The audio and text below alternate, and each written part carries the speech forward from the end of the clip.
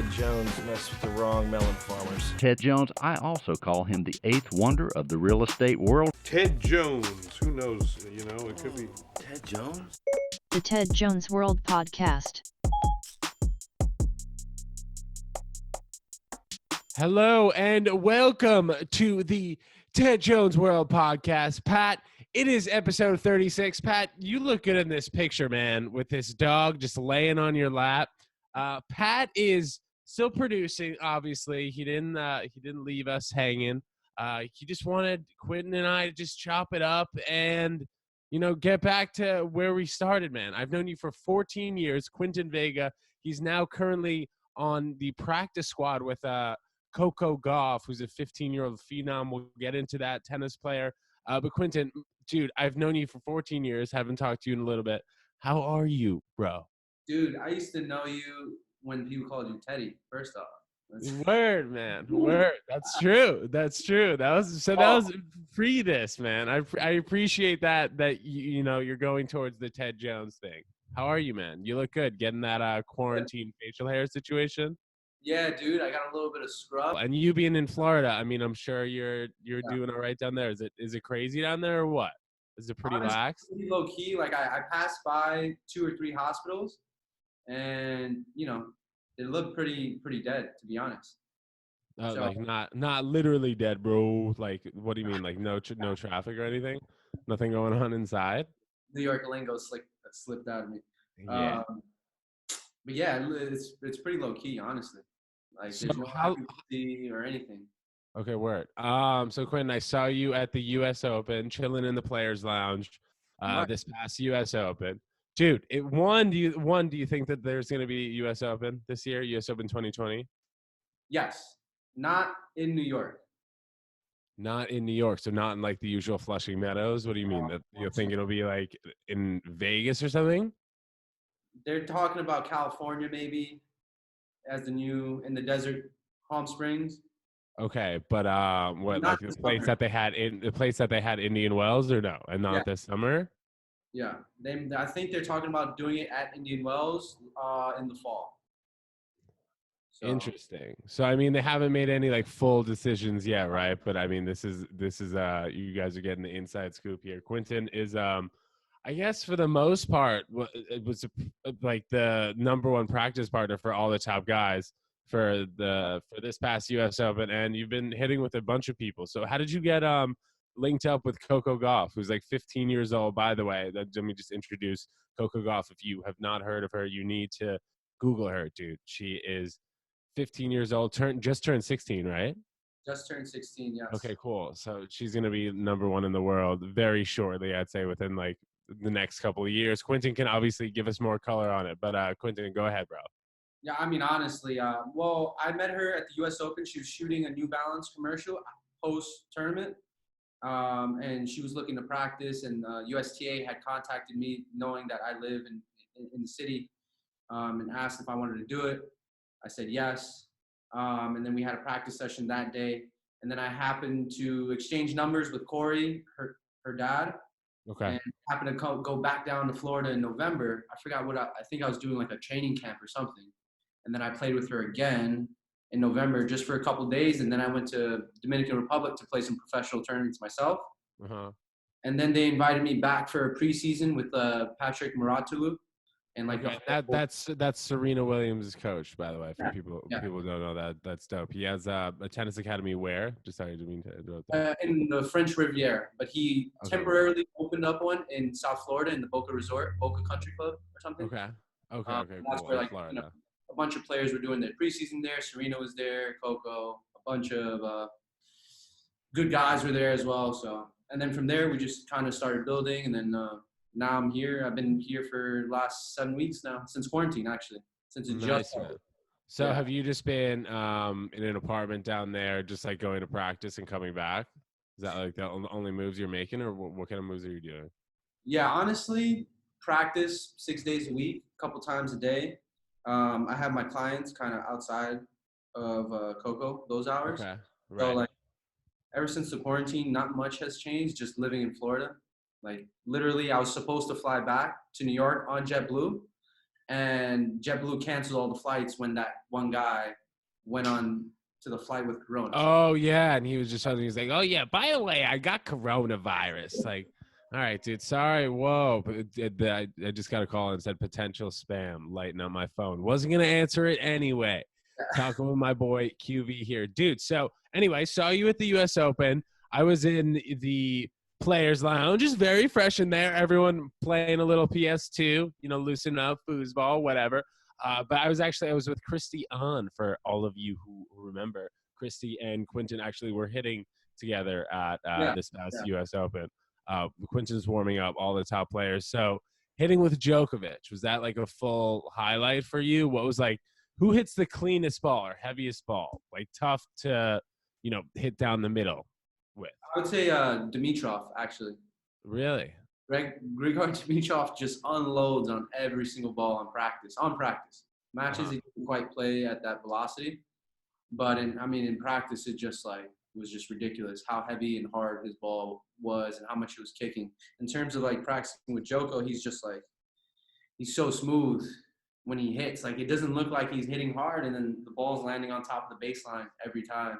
Right. Good pop. But if you're talking about like how hard and clean somebody can hit, Dimitrov is definitely up there. I got to play with Fed as well. I think that was a little bit more of a highlight for me. Dude, wait. I knew you were going to play with Fed.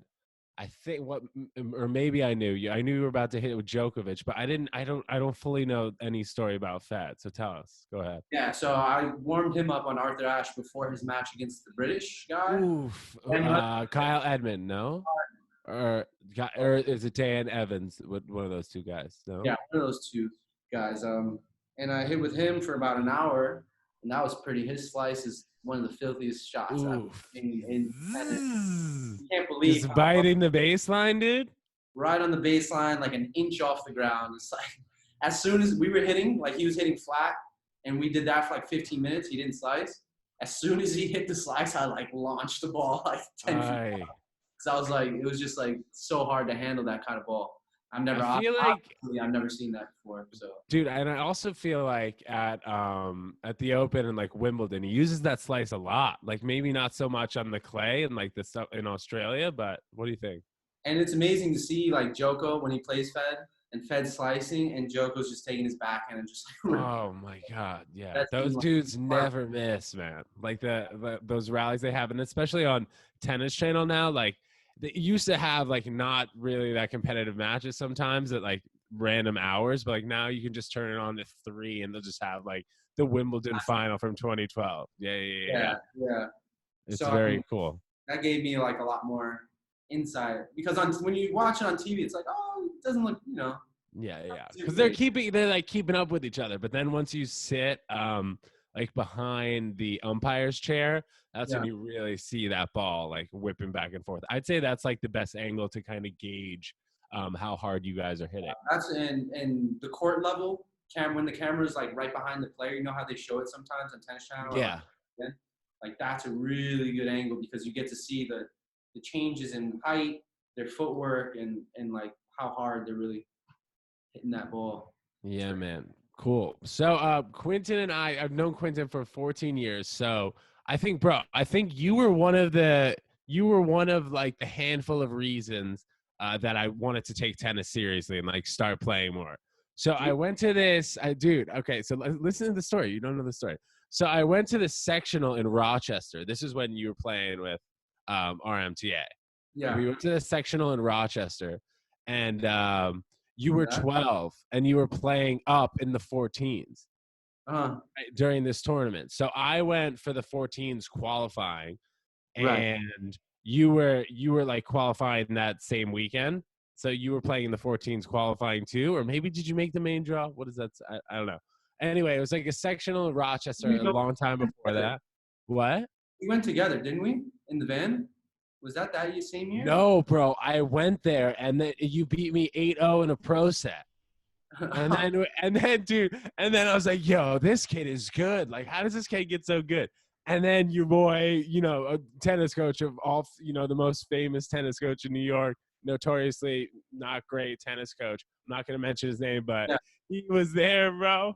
And you smack me 8-0, and he's like, look, this kid Quinton, he's playing every day. He's playing 7 days a week, like 3 hours. I'm just sure being a little bit dramatic. Obviously, you were playing a lot. You were young and you were sick. You're like, dude, at the time, you're like top 5 in the country in 12s.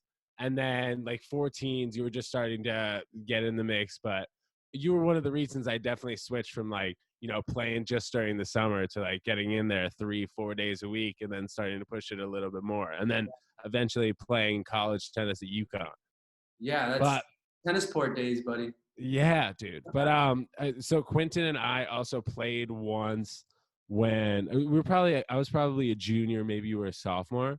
Yeah. I don't know, some sectional situation, and Quinton was up, dude. Quinton was up 6-5. I was about to serve at 5-6, and this was in the second set. He won the first like 6-2 or something like that.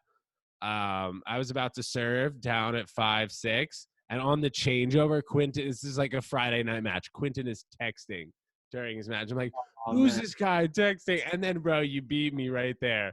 You threw me out, dude. I was in That was it. some episodes in juniors where Hilarious, bro. Hilarious. I would do some questionable things on the court for sure. So, dude, what really like fully got you into tennis? I know your bros like, were there a lot during practices and stuff, but like, what made you fully get into it and like to the point where now you're just fully living tennis? Yeah, dude. So my oldest brother used to teach at an after-school program, and one of the after-school activities happened to be tennis for that summer. And it was back in Bushwick, Brooklyn. If anybody's familiar with Grand Street campus, native New Yorkers or Brooklynites will know where it is. Yeah, well, bro, I know where Bushwick is. Cedar Street.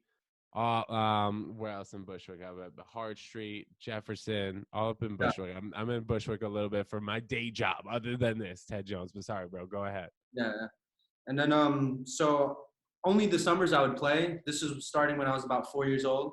So for the first 2 summers, I just played, and it was just for fun. I was too young to get on the court because it was a high school program.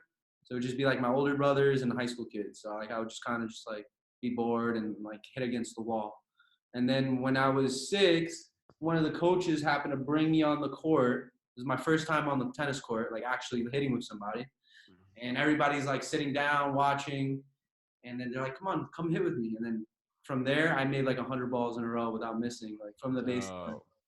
And then everybody was like, my brothers was like, oh shit, he's actually pretty decent for not like ever playing or like being told what to do. And then from there, I kind of started taking it a little bit more seriously. I was into like other sports, but like I knew that I would have more of a chance to make it in tennis than in basketball or in boxing and stuff like that. So I was like, I feel like this is a better choice for me. Even at that age, like I knew like this would take me somewhere where like. Nice, man. And Quinton played at the University of Wisconsin. You were a Badger. Did you play all 4 years there? 3, and then I left after to play pro. Okay, dope, man. And how's that going? Like, what would you say is like the best part right now about touring, and then also working? What is it on the side now? Would you say with Coco or what? Well, right now I only compete for Davis Cup for Puerto Rico. Right, That's I the saw only that. competitive matches that I play a year. I haven't been playing as consistently in the last like 3 years. I would say I've just been more focused on working and kind of just working on the other side of tennis, which is like I enjoy. I don't know if I enjoy more, but it's definitely up there with competing. Right. Sorry, what was the other half of the question? No, dude. I mean, I was just wondering, like, what it's like to see parts of the world that you otherwise would not have seen. Dude, I mean, that was one of the most valuable experiences of my life. Like from when I left school, I didn't have much money. I got a little bit of a sponsor deal to leave school, which is why I initially left. Mm-hmm. I got some money, but like I didn't know it was gonna stop coming. Right. They continue to get paid, but yeah. After that money, ran out, which was within the first 6 months, I had to really figure out my way of managing my tennis, all aspects, nutrition, working out, scheduling, itineraries, all that. Expensive, bro. It sounds expensive also the way you're describing it. And also Yeah, it is expensive. You know, there's just so many different factors: booking hotels, flights for your travel partner, nutrition. Yeah, you said it, bro. Yeah, I didn't really have anybody helping me with any of those parts, and then so I had to figure out a way to budget my money, budget my time, and figure out what's the most economical way I can travel the world and play as much as I can. So, people would think about tennis and be like, oh, these guys are making so much money. Come on, look at Fed. He's making, over $80 million last year. Like, these guys are fine. The tennis players are the richest. What would you say that the cutoff needs to be, or for someone to be, living, playing tennis, and just strictly playing tennis with a traveling coach? I mean, what do you need to be ranked in the world to be able to do that? Like prize money-wise and ranking-wise? And profiting? Yeah, sure. And I'd say, and profiting like, 75,000 or whatever it is. I would say top 150, top 200. So as long as you're playing those Grand Slams. Yeah. Even when you're getting into qualities of those slams, you're in a good spot. And then there is just like, you have to figure out what you're missing that's separating you from that top 100 spot. But you're very close and you're making some good coin there. I mean, some guys, I feel like they're a little bit, they're staying at really nice hotels and trying to, and they're spending a lot of money. Keep up with the Joneses, as they say. Yeah. Right? Yeah. They're living the bougie life and they haven't quite made it yet. Right. I think I could push for like 200 and you'll make some good money. And if you're working on your side business as well. Mm-hmm.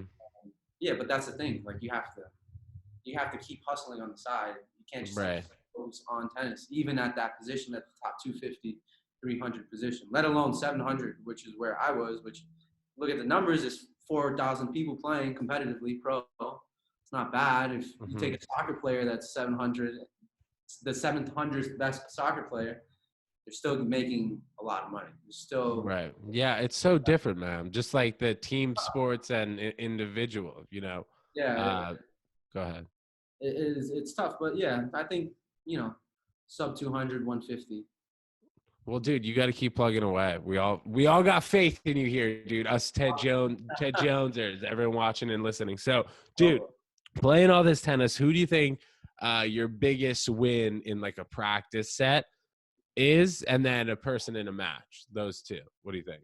Well, it depends how far we go back. We go back to the juniors. I have like some significant wins. Let's do it, dude. Let's go back to, dude. I have like in terms of practice sets, I've beaten Federer, 9 times removed. Like this guy with the practice set, this guy. And yeah, the indirect wins. yeah, the indirect wins are fresh. But go ahead. Yeah, back in even juniors. In juniors, Bjorn Frantangel lived in Pittsburgh, so we'd always meet up in like those nationals that were kind of in the area. And, like, right, I remember that. And he was like, he what's his career high ranking right now? Like 70 or something higher? He's been injured, but he was around like 60 in the world, 70. He's been injured on and off for the last few years, so that sucks for him. Hope he heals. Yeah, he's a very solid player. And I've taken sets off. This Colombian guy, Daniel Elzai Alani or something. He was in the 250 Houston tournament. He lost in the finals this year. This was actually one of the last tournaments that I played. I played him in a challenger, and I lost in 3 sets, and I took a set off him in a legitimate tournament. So that was pretty cool. He's hovering around like 90. Damn, dude. And then in my Davis Cup match, I played Mikhail Torpegaard. I don't know if you know him. He played one for Ohio State. He's like 150 in the world. Plays for Denmark. And I lost first set 7-6, and I was serving for it. So I was like, oh, that's pretty good, man. Yeah, bro. Full time, I'm mostly on the coaching side. I still have a fitness program that I do to stay in shape, stay sharp. Maybe Coco's agent will find me a wild card into like Indian Wells somehow or something. Dude, that'd be dope. We'll push for it, dude. Let us know where to send our votes in. We'll do it. Yeah, seriously. Or the New York, the tournament in New York has been my like biggest goal to play. Oh, dude, I think that's possible. So they have the ATP Open. Well, what is it? It's in Nassau County. It's an ATP 250. What's it Yeah. called? New York Open. Yeah. New York Open, not the ATP Open. The ATP is the Association of Tennis Professionals. Quinton, man, this is great catching up with you, dude. So what are you doing down there in Florida when you're not playing tennis? Dude, Usually, when you're not playing tennis before quarantine, dude, and we weren't chopping it up on Zoom, you'd be on the couch in the studio.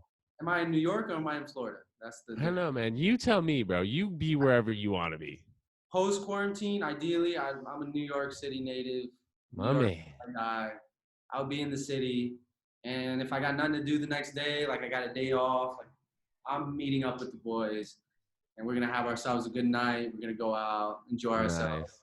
There's Yeah, nothing. bro. I've seen Quinton at a few parties. Obviously behaving, just like seen him around. What's up, bro? Good to see you. Literally, dude. How we ran into each other one time, and it was in my dad's building, bro. I was like, dude, what are you doing here? He's like, bro, what are you doing here?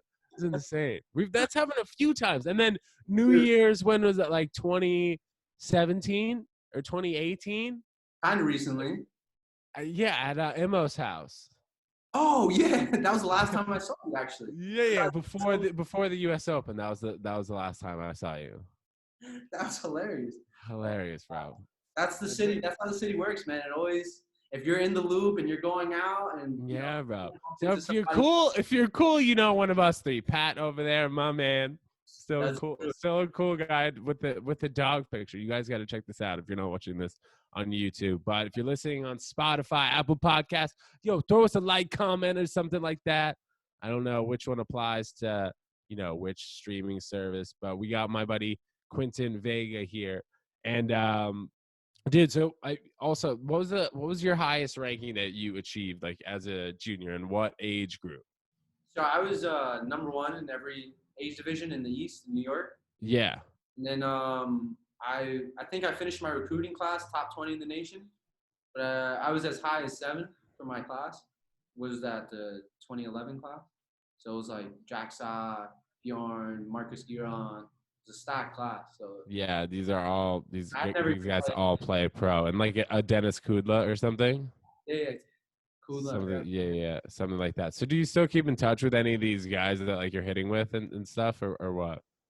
More as like acquaintances. Like when I see them, we'll chop it up. Like every time I see Jack Sock, like we always have like a good conversation. I ask about his family and stuff. His mom used to like look out for me a ridiculous amount when I was a young kid. So like I have a lot of respect for. Very nice. family. Very dope, man.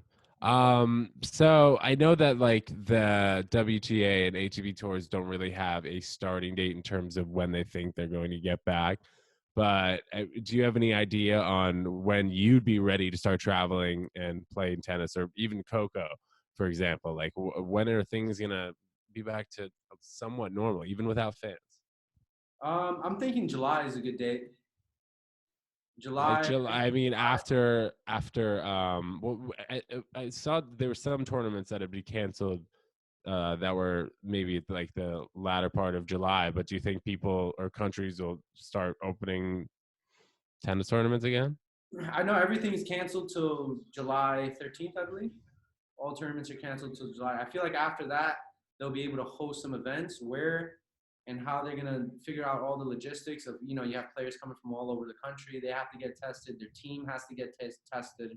So I think it's a matter of finding a test kit that's like affordable, it's quick, and that'll make players feel more comfortable to travel and play. Of course, I don't think there's going to be any spectators, but I'm thinking by July we'll have a competitive tournament going on. So, dude, I want to go to the U.S. Open, and I'm sure a lot of people listening to this podcast would love to go to the U.S. Open. So, what's the deal with that, dude? I know you have the for real inside scoop on New York tennis, anything New York tennis, and the United States Tennis Association, USTA.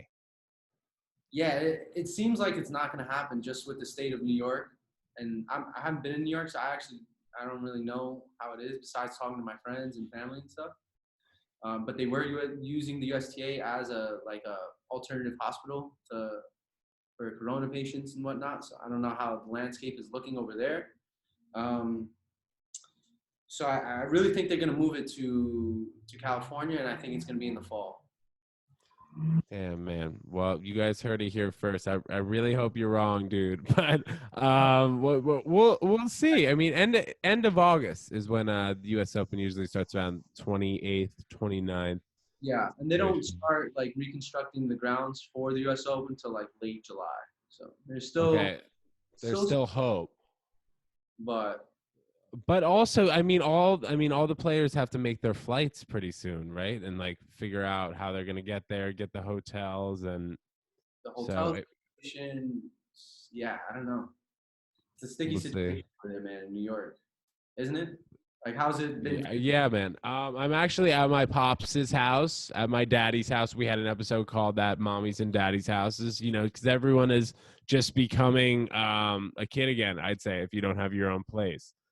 Just like going to the countryside and trying to get more space. So I'm in my dad's basement here. Pat's at his crib, his parents' crib, and just trying to stay away from like the city, man. I've been out here for 7 weeks as well. Oh Lord, Long Island? Yeah. I'm in Long Island out here. It's nice to be able to like go inside and outside because in my apartment in the city, I really don't have that luxury, man. Especially in like apartment buildings in general. Like I don't have a doorman in my apartment building, but I know people who are living in apartments in doorman buildings that are like asking them every time they leave the apartment, like, where are you going? Like, do you need to go there? Like, are you actually going grocery shopping? Yada yada. So, dude, you're paying whatever it is, 4,500, 5,000 a month to live in a studio or one bedroom at a doorman building in Manhattan, and you can't even leave your apartment or use the gym that you pay for or whatever. Yeah, saunas or anything that's supposed to even help you fight off the disease, if anything. Yeah, I know. I mean, it's crazy, the whole thing. So, bro, anything going on specific you want to talk about here on the Ted Jones world while we got you back? We got you back. What am I talking about? We got you back. We got you back here behind the scenes. I don't even know. Yeah, dude. So me and some friends are working on an art and cultures collective. We're gonna come out with some events in New York City. Hopefully, it was scheduled to come in June, but now obviously amidst everything happening, we're aiming for like an August kind of date where there's musical performances, artists that we're gonna showcase, and it's gonna be a neat little event that everybody should take a look out for. I mean, you're coming for sure. I'll make sure. Dude, dope, man. Do you? I mean, end up knowing people like half of the people there. That yeah. I hopefully will know half the people that are there, man. Quinton, dude, we need to chill soon, man. Please let me know when you come back up from New York. I want to hit, bro. Seriously, you know, like when two people can hit down the middle, you know, like once we start baseline games, you probably start taking me, but like once we start bashing down the middle, man, it'll be fun. Get a nice little groove going. Nothing better than a good stroke. Yeah, bro. I hear you, dude. All right, bro. Keep bashing. Quinton Vega, episode 36. My man. Look this man up. He's a legend. Quinton Vega. All right, dude. I will talk to you soon. Ted Jones Worlders, we're out. See you next week. Thank you, man. Thanks for having me. Thank you, bro.